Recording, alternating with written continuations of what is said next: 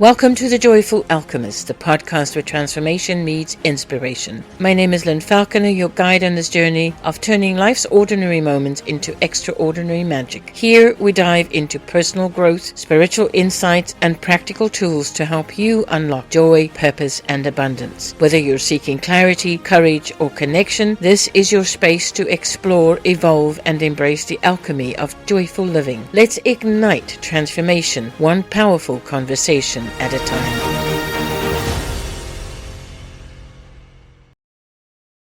January 9. Esau sells his birthright. As the boys grew up, Esau became a skillful hunter. He was an outdoorsman, but Jacob had a quiet temperament, preferring to stay at home. Isaac loved Esau because he enjoyed eating the wild game Esau brought home.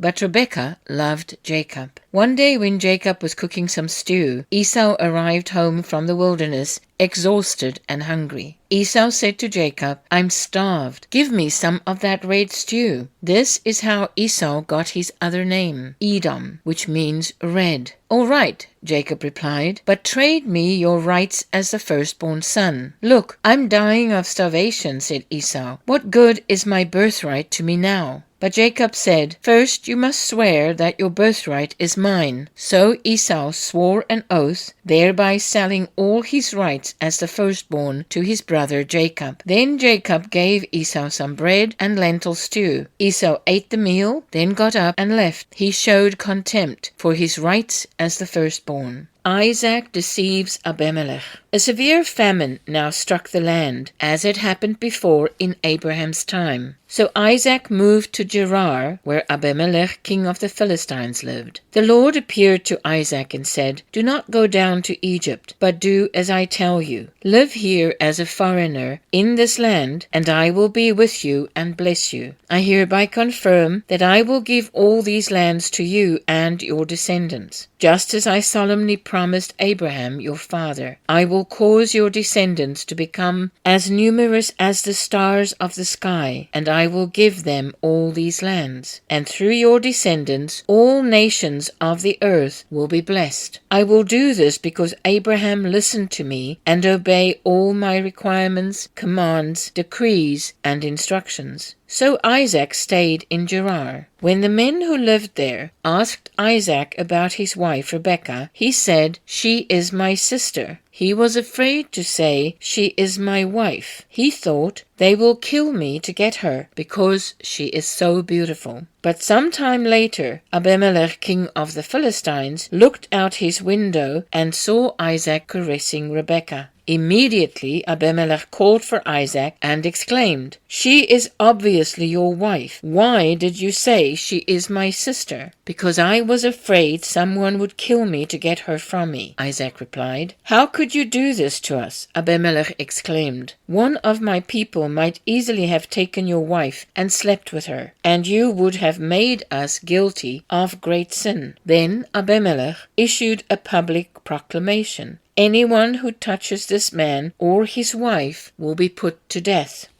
Conflict over water rights. When Isaac planted his crops that year, he harvested 100 times more grain than he planted, for the Lord blessed him. He became a very rich man, and his wealth continued to grow. He acquired so many flocks of sheep and goats, herds of cattle, and servants that the Philistines became jealous of him. So the Philistines filled up all of Isaac's wells with dirt. These were the wells that had been dug by the servants of his father Abraham.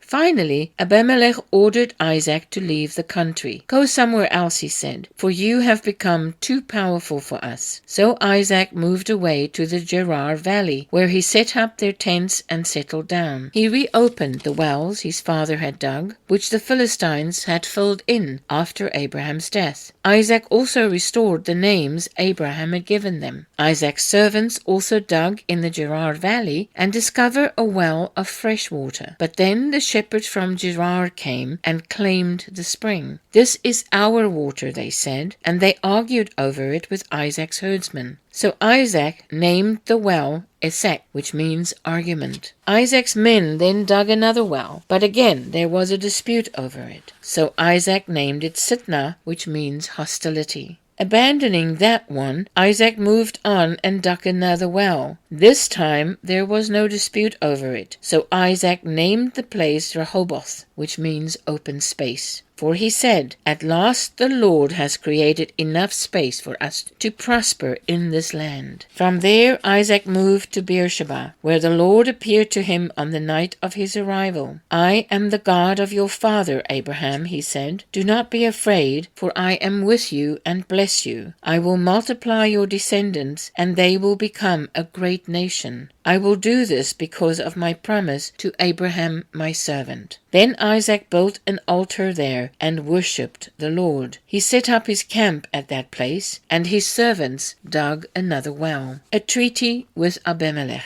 One day King Abimelech came from Gerar with his adviser Ahuzath and also Phicol, his army commander. "Why have you come here?" Isaac asked. "You obviously hate me since you kicked me off your land." They replied, "We can plainly see that the Lord is with you, so we want to enter into a sworn treaty with you. Let's make a covenant. Swear that you will not harm us, just as we have never troubled you. We have always treated you well, and we sent you away from us in peace. And now look how the Lord has blessed you." So Isaac prepared a covenant feast to celebrate the treaty, and they ate and drank together. Early the next morning they took a solemn oath not to interfere with each other. Then Isaac sent them home again, and they left him in peace. That very day Isaac's servants came and told him about a new well they had dug. "We found water," they exclaimed. So Isaac named the well Sheba, which means oath. And to this day, the town that grew up there is called Beersheba, which means well of the oath. At the age of 40, Esau married 2 Hittite wives, Judith, the daughter of Beeri, and Basemath, the daughter of Elon. But Esau's wives made life miserable for Isaac and Rebekah.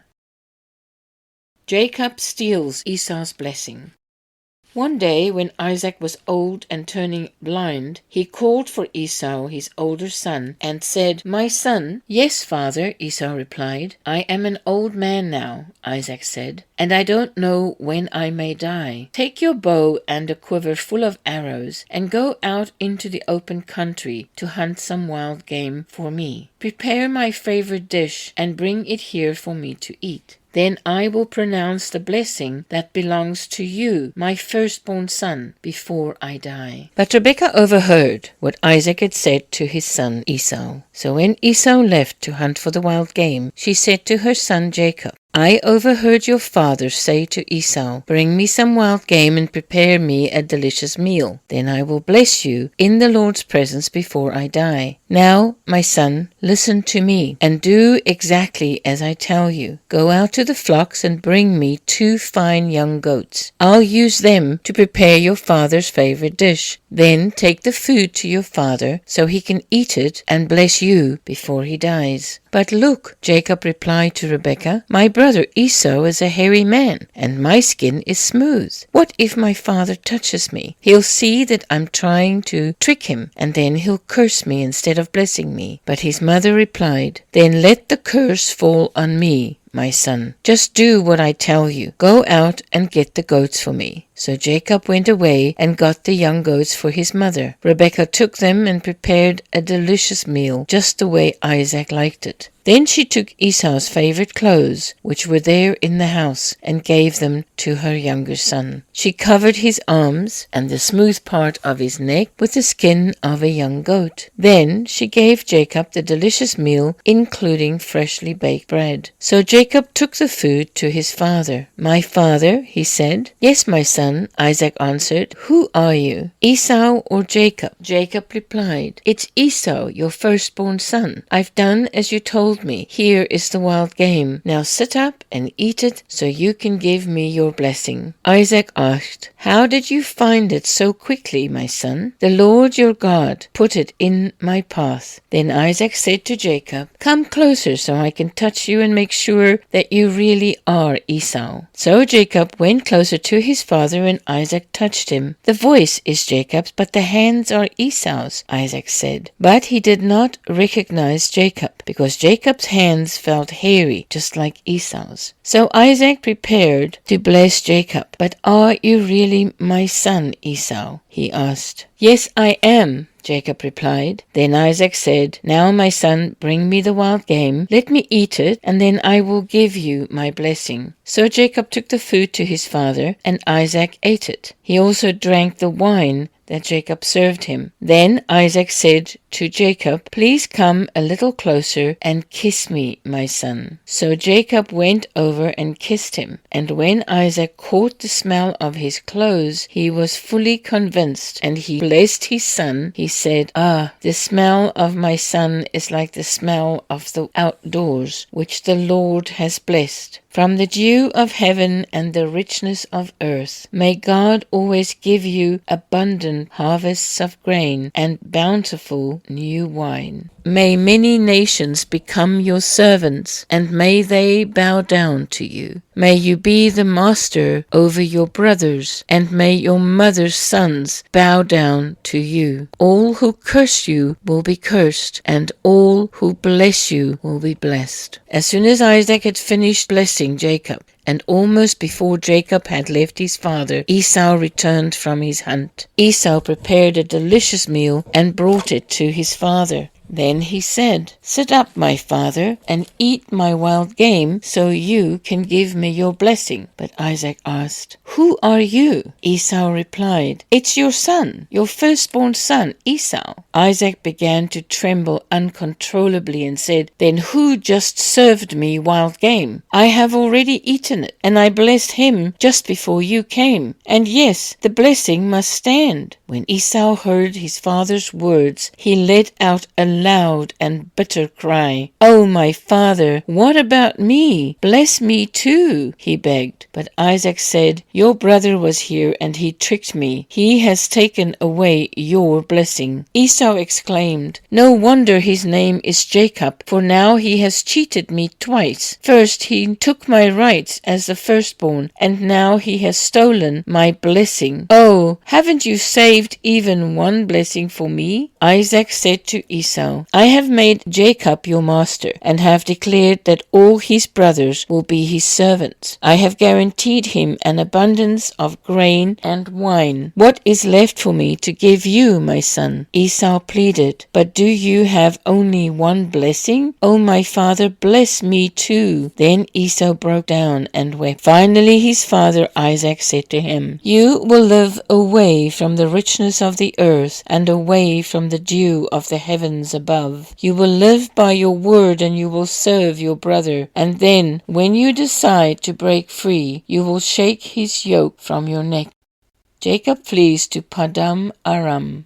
From that time on, Esau hated Jacob, because their father had given Jacob the blessing. And Esau began to scheme, "I will soon be mourning my father's death. Then I will kill my brother Jacob." But Rebekah heard about Esau's plans, so she sent for Jacob and told him, "Listen, Esau is consoling himself by plotting to kill you. So listen carefully, my son. Get ready and flee to my brother Laban in Haran. Stay there with him until your brother cools down. When he calms down and forgets what you have done to him, I will send for you to come back. Why should I lose both of you in one day?" Then Rebekah said to Isaac, "I'm sick and tired of these local Hittite women. I would rather die than see Jacob marry one of them." So Isaac called for Jacob, blessed him, and said, "You must not marry any of these Canaanite women. Instead, go at once to Paddan-aram, to the house of your grandfather Bethuel, and marry one of your uncle Laban's daughters. May God Almighty bless you and give you many children, and may your descendants multiply and become many nations. May God pass on to you and your descendants the blessings he promised to Abraham. May you own this land where you are now, living as a foreigner, for God gave this land to Abraham." So Isaac sent Jacob away, and he went to Paddan-aram to stay with his uncle Laban, his mother's brother, the son of Bethuel the Aramean.